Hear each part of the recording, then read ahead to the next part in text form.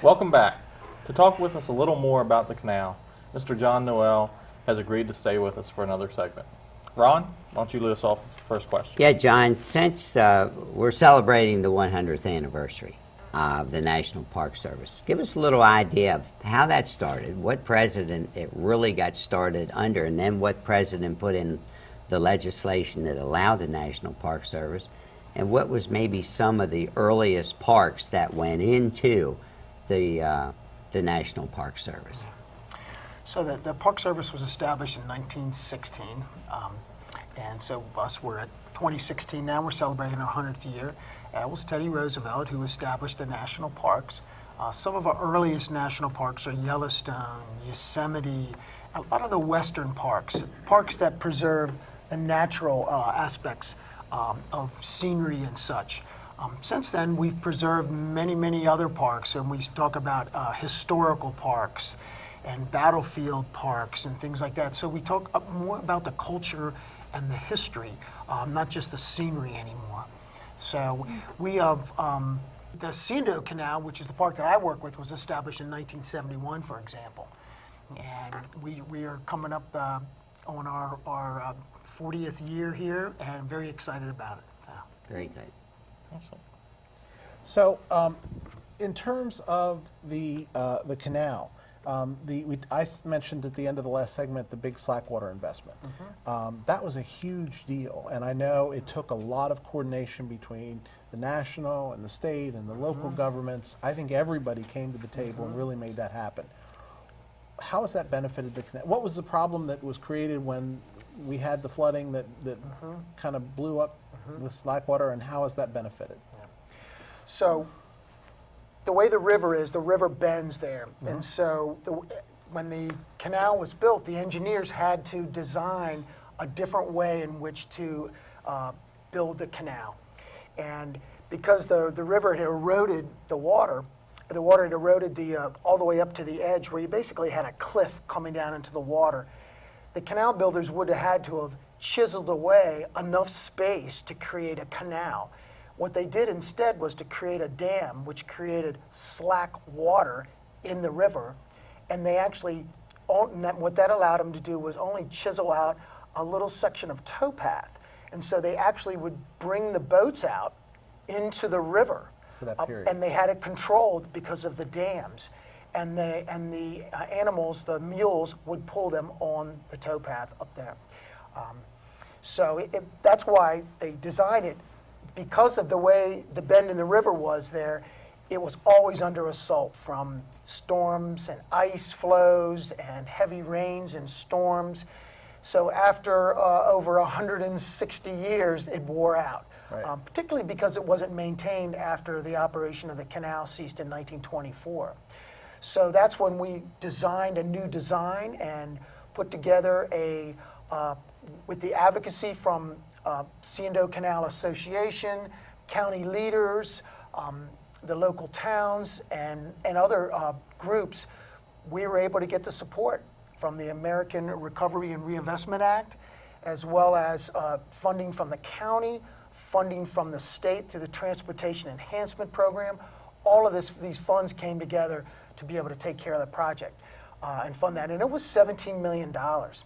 Since then, our visitation in the Washington County area has doubled. Wow. And the only thing that's major that's happened there was from 2012 to recently was that, and some work that we did in Williamsport. So it had a significant increase in tourism. But one of the other bigger things, and one of the drivers for it also, was you couldn't pass through there. And so we redirected the trail users to go out on county roads, which had no shoulder, which were windy, very dangerous. We had 34 documented accidents. There were countless others that were not reported to us. And so it was really a safety issue for us.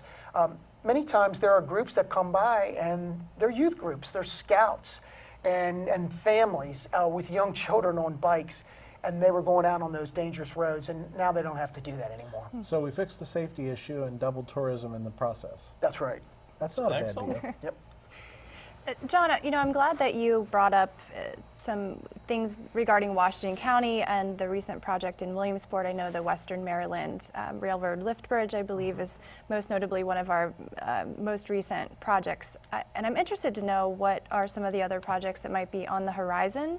And secondly, how can visitors or the community at large help in the next 100 years for the preservation of those projects? Okay. Well, I'm very excited to talk about what we have going on in Williamsport. Williamsport's unique because it has more canal era resources than any other area of the canal. So we start with the Conococheague Aqueduct. We have a canal basin in the Cushwa Basin, which was essentially their turning around area, their parking lot, so to speak.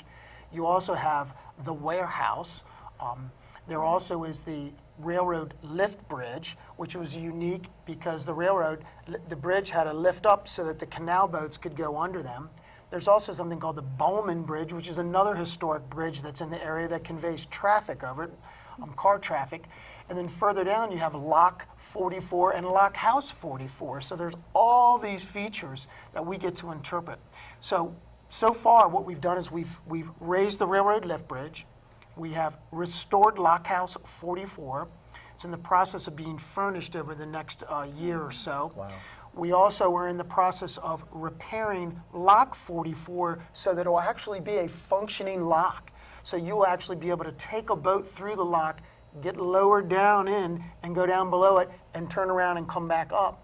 We've also introduced a launch boat there. So, and I found it very interesting that they actually had battery-operated boats back then in the 1920s. And this is the era of interpretation that we do, is the 1920s in Williamsport. And so, there's been about $3 million that has already gone into the water intake and these other features. But the last major infrastructure project is the Conococheague Aqueduct. And what that's going to allow us to do is take these canal boats over the aqueduct, go upstream a couple hundred yards and turn around and come back. And you'll have essentially a mile-long area in which you can see all these canal features, but go across an aqueduct. And there's no other place in North America where you can experience all those type of things. We estimated in 2012 when we introduced the canal launch boats, it was a short section. You could go between the lift bridge and the lock, and we doubled our visitation in 1 year. And so now we're up to 300,000 people a year. And the economic benefit to that is it's $3.6 million a year in spending annually that's done, and then an overall economic benefit of $4.2 million a year just from Williamsport area. So it's pretty significant, and we think there's going to be a dramatic increase in visitation when we're able to finish the rehabilitation of the aqueduct. That's great. So, John, as someone who personally had a lot of experiences on the canal, I really want to thank you for coming out here tonight and keep up the great work. Thank you. Next up on the flip side, our panel weighs in on next year's summer break. We're back in 3 minutes.